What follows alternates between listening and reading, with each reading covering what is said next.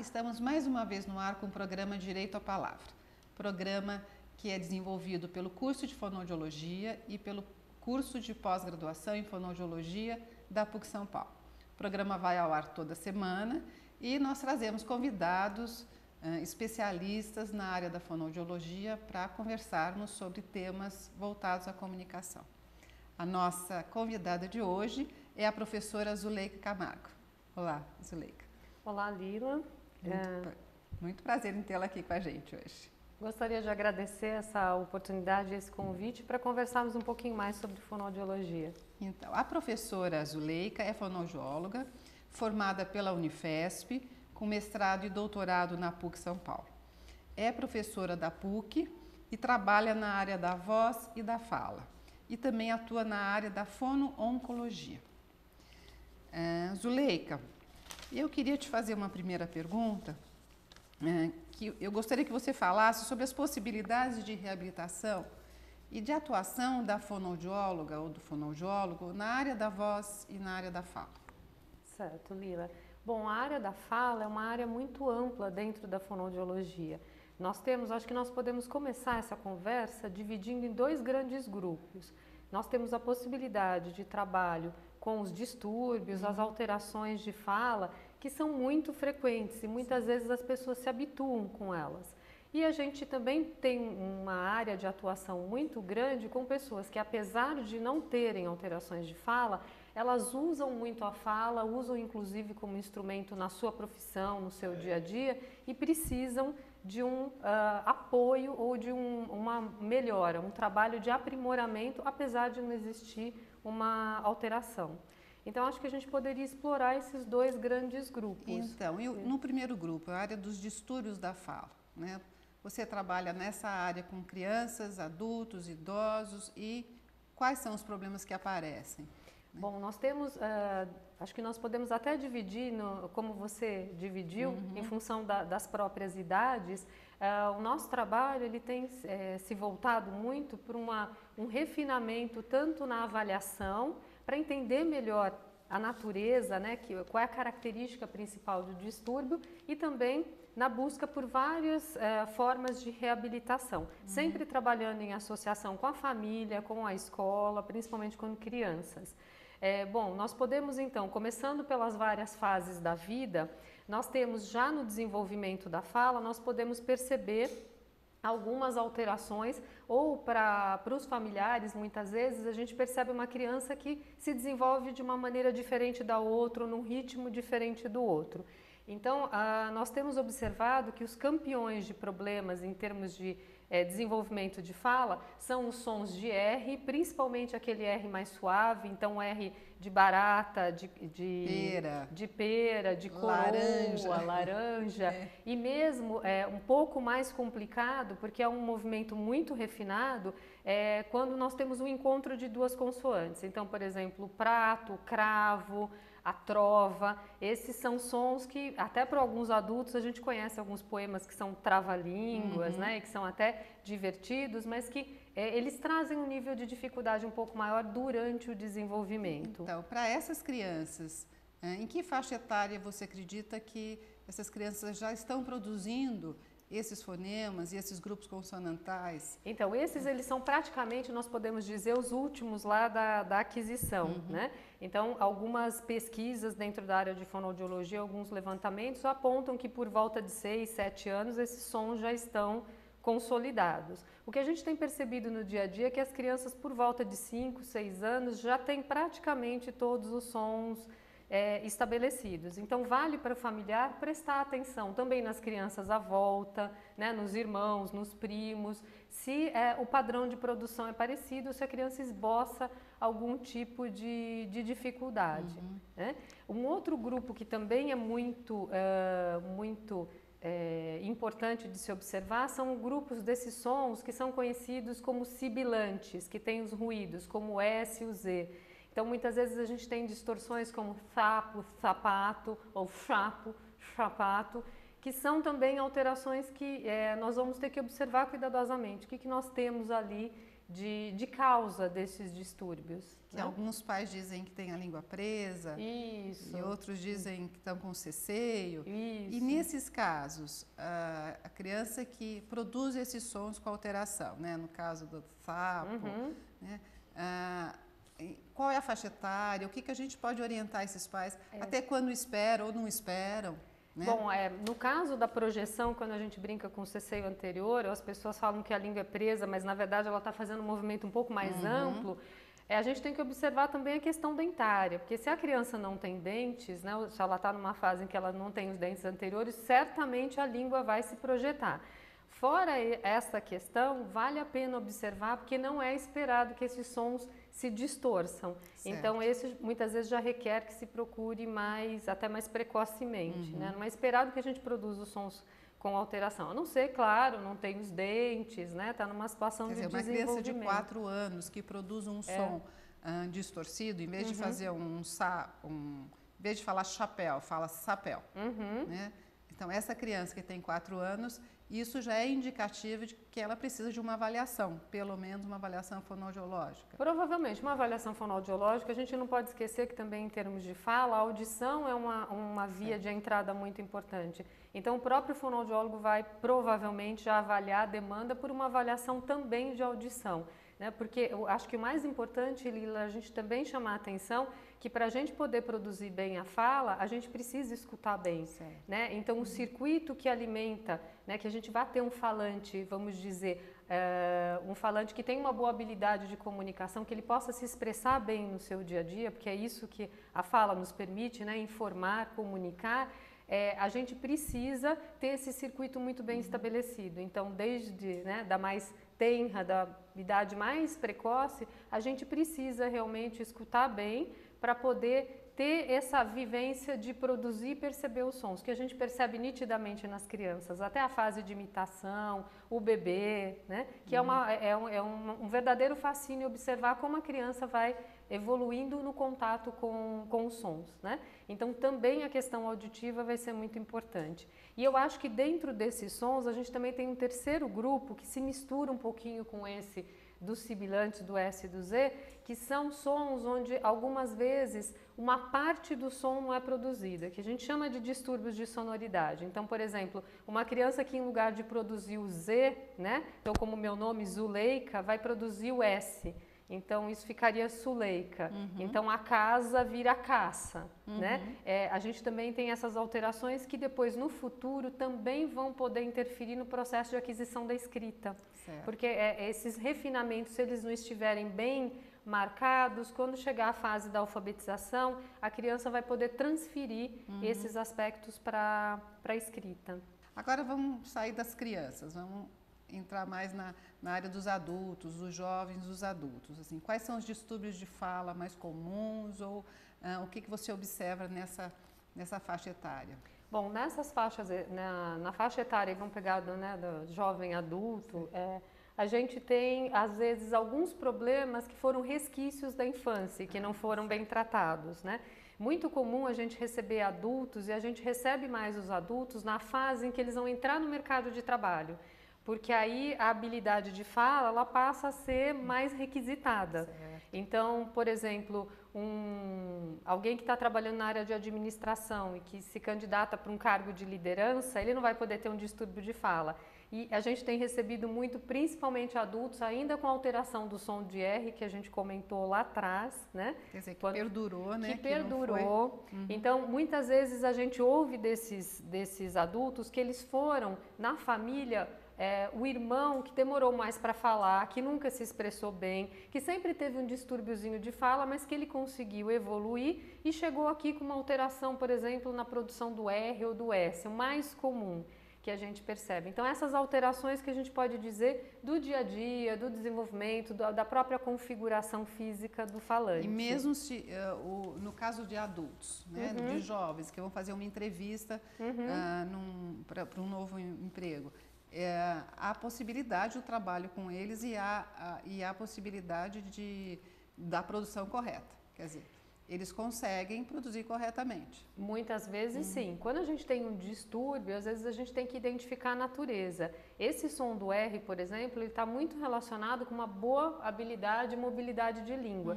Então, por isso que se nós identificamos na infância, já identificamos se tem alguma coisa, algum fator limitante da movimentação, principalmente da língua, né, também da mandíbula, a gente pode ter condições de uma intervenção mais precoce. Então, quando a gente chega na idade adulta, se existe algum fator, vamos dizer assim, na anatomia, na forma da pessoa, formato da língua, né, o formato das arcadas dentárias, aí nessa fase já está tudo desenvolvido. Então, os tratamentos, eles tentam minimizar, mas muitas das vezes a gente consegue bons resultados e às vezes excelentes em termos dessa terapia, né?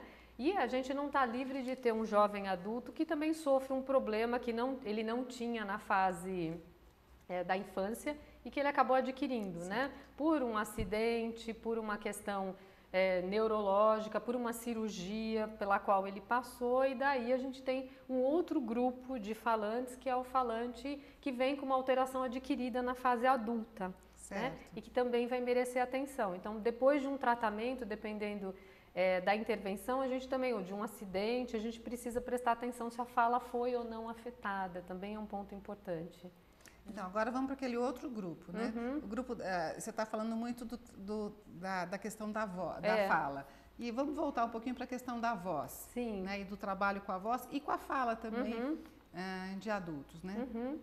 Então, no caso dos adultos, a fala e a voz, né, bom, elas são complementares, mas elas, no adulto principalmente, a gente chega num momento de muito uso, né, de um uso muito intenso e de muita demanda.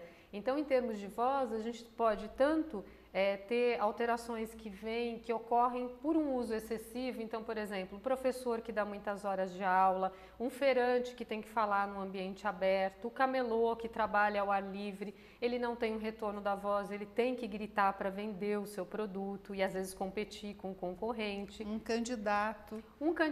Em momentos das eleições recentes, o candidato tem uma agenda muito sobrecarregada, a gente acabou inclusive acompanhando situações em que os candidatos se apresentaram roucos, né?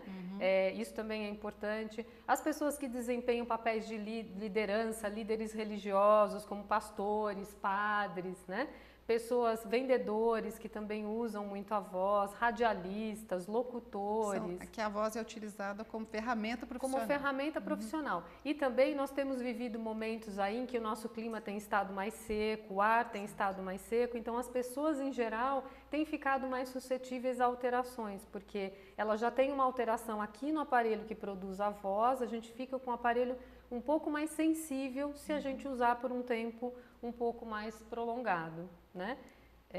Então são várias aí, né? Vários grupos de adultos que também são sensíveis a essas alterações da voz. Certo. E o trabalho que você desenvolve com este grupo, com essas pessoas, né? A gente sabe que atualmente o desenvolvimento tecnológico tem trazido uma série de ferramentas e estratégias na área da fonoaudiologia que têm sido muito utilizadas, né? Tem aplicativos.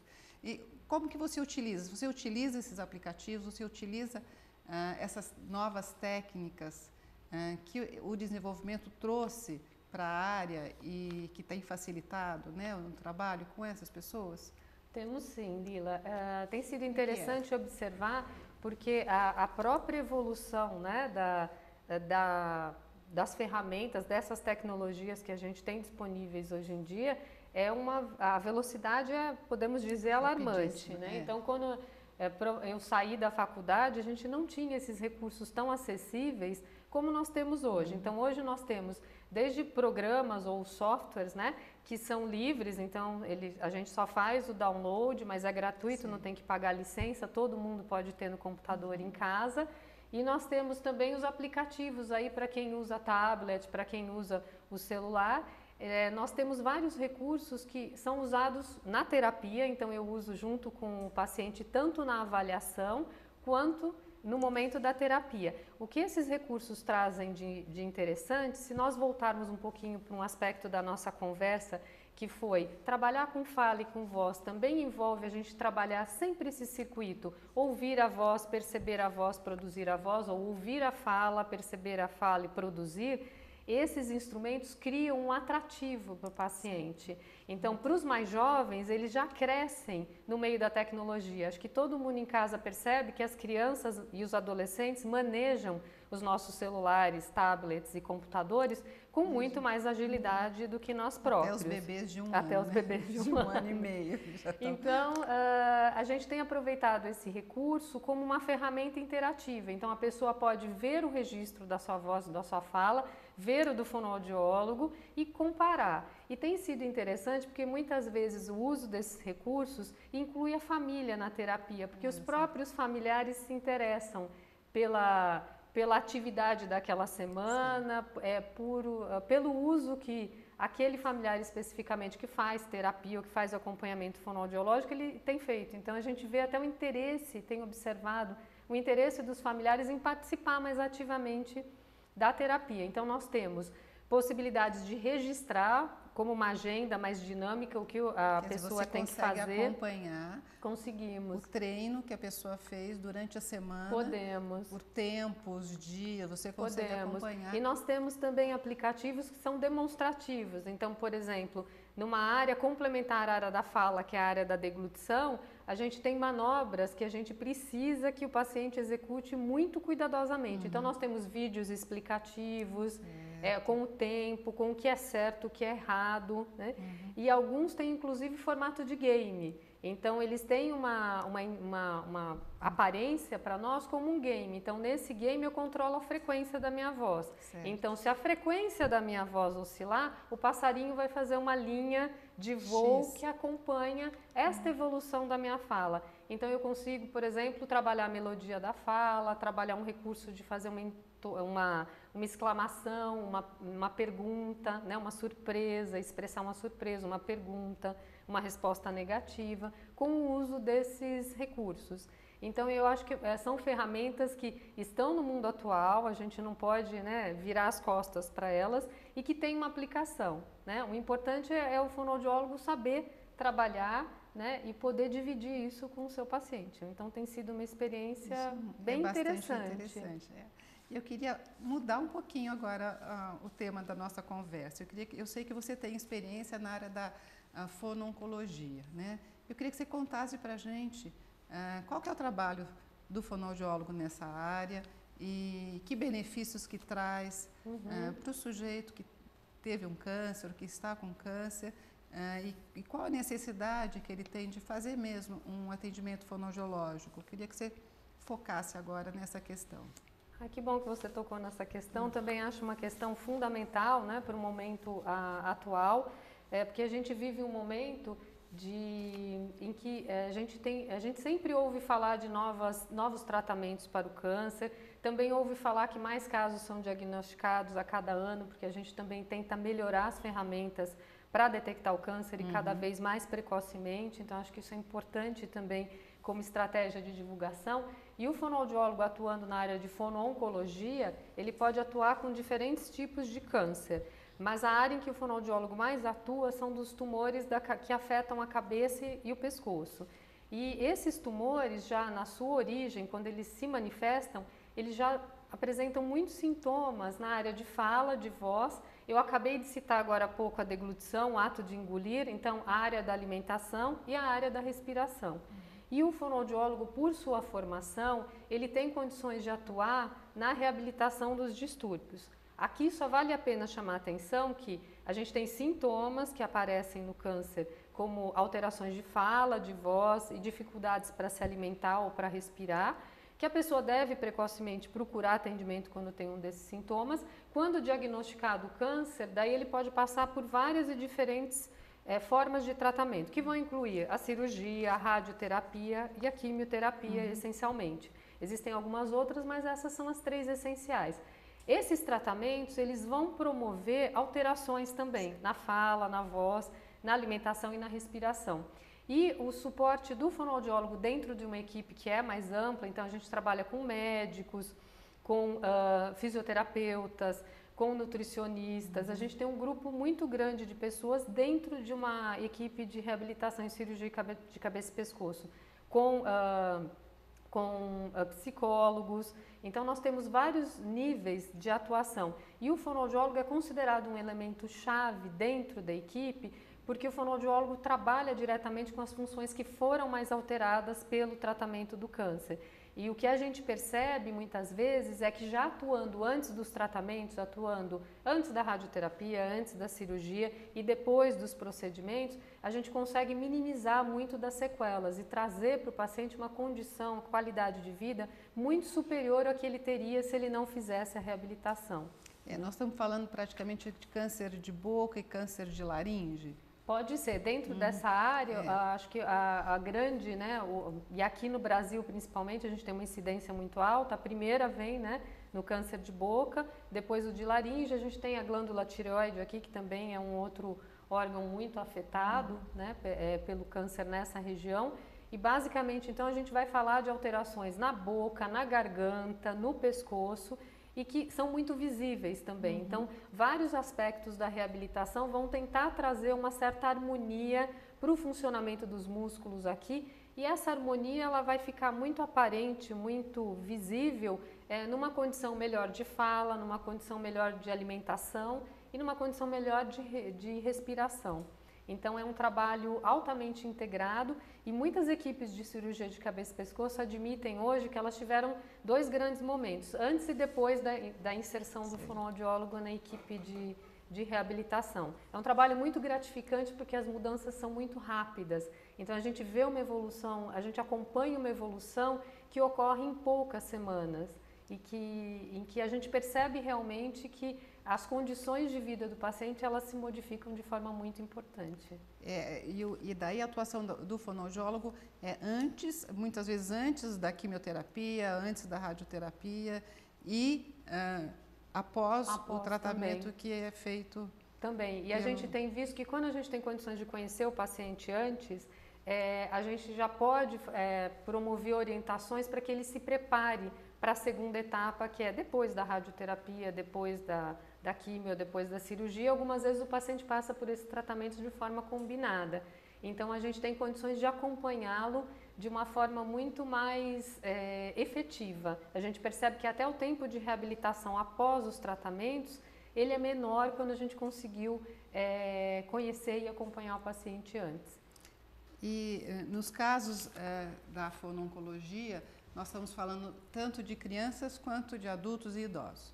Né? O Sim. tratamento do fonoaudiólogo, mesmo no tratamento de crianças com câncer e adultos também. Né? Também. A atuação junto aos dois. Junto, nas faixas a gente não tem uma grande incidência em crianças, ainda bem, né, porque todo mundo se comove ainda mais com essa questão. Mas os serviços de referência aqui no Brasil que trabalham com câncer infantil, eles têm taxas também de reabilitação e de recuperação elevadas, então eu acho que é o que tranquiliza muita gente. E a gente tem uma grande concentração nas faixas etárias a partir de 40 anos, principalmente, né? E por isso que a gente acompanha tantas campanhas de conscientização, porque às vezes, Lila, algum sintoma como uma rouquidão, que ela vai e volta, a pessoa não dá o devido valor e fala, não, é porque eu fumei, é porque eu fui na festa, eu torci para o meu time de futebol na véspera e apesar dele ter perdido, né, eu tentei incentivar meu time. Então as pessoas não dão muita atenção para uma rouquidão que é intermitente, para uma ferida na boca que não cicatriza. Então a gente acredita que sempre que possível, sempre que a gente fala da reabilitação do câncer, é também salientar que a prevenção e a detecção precoce, elas são a chave para o sucesso de qualquer tratamento. Então, quando as pessoas percebem algo anormal na boca, no pescoço, gânglios, que as pessoas conhecem como ínguas, tudo que depois de uma semana não some, ele tem que ser investigado, porque isso vai facilitar muito o tratamento. Se realmente for câncer, tudo que é detectado mais precocemente, o tratamento é mais conservador e as chances de sucesso são elevadíssimas, né? A gente tem registro de casos até muito... uma afta na boca que não cura, né? Isso a gente observa também. Isso, né? e No assim, relato dos casos. O câncer de boca, ele começa com uma afta, né? Então, às vezes, um dente que está lá meio amolecido, no adulto, né? Uma afta, uma cor diferente na boca, tem que chamar a atenção, né? Marcas na língua, a pessoa tem que ficar atenta. E no caso da laringe aqui, da garganta, principalmente a rouquidão, mesmo que ela seja leve, ela não seja uma rouquidão contínua, ela tem que ser investigada. Então todos esses sintomas tem que ser muito bem a rouquidão, ela é sintoma de várias outras, sim, às vezes de coisas muito simples, é uma gripe, né? Um uso inadequado da voz. Pode ser uma inflamação. Isso, uma inflamação, né? E a pessoa não vai se preocupar, isso, né? em procurar o atendimento por uma coisa. E isso é importante que você falou, porque às vezes começa com um quadro de uma gripe, só que a rouquidão fica. Persiste. Então a gente tem que saber se isso é porque a pessoa usou mal a voz, porque ela continua com uma inflamação, ou ela tem um tumor no estágio inicial. Eu acho que é muito importante a gente ter em mente que a voz, né, nos ajuda a expressar melhor as nossas atitudes, as nossas emoções, né? Nos ajuda a melhor se situar no mundo. Então, acho que coisas importantes que a gente pode fazer para ter uma voz saudável são, primeiro, cuidar da alimentação em geral, do sono, cuidar da sua própria saúde, a ingestão de água, né? Ela é muito importante, principalmente nos momentos em que a gente tem clima seco e, por exemplo, a gente tem vivido isso já há muitos meses, isso é importante. Quando está num quadro como uma gripe, um quadro alérgico, que também é muito comum, poupar um pouco o uso da voz, tentar deixar a voz sair naturalmente, não forçar, não gritar e também não sussurrar, porque o sussurrar, a pessoa acha que está economizando a voz e, na verdade, ela está causando um desgaste a mais. Isso é super importante. Isso é muito importante. Então, assim, aí eu falo, eu vou cochichar, porque eu estou poupando. Não, o cochicho, ele acaba prejudicando. A gente vai perder a voz muito mais rapidamente. Então, evitar, quando está com a voz mais alterada, fazer um grande esforço físico, como fazer ginástica e ficar conversando, levantando peso, porque vai afetar a voz, né? Mas acho que procurar articular bem as palavras, né? Procurar usar roupas confortáveis que não apertem principalmente a região do pescoço e da barriga, porque a gente tem muitos músculos atuando aí que nós vamos utilizar para a fala. Acredito que essas são as orientações mais gerais, né, para ter uma voz saudável e uma voz que possa refletir aquilo que a gente pensa, aquilo que a gente gostaria, né, para a nossa vida. Muito obrigada, Zuleika, foi muito bom esse encontro e eu espero vocês na próxima semana com mais um programa Direito à Palavra. Até lá!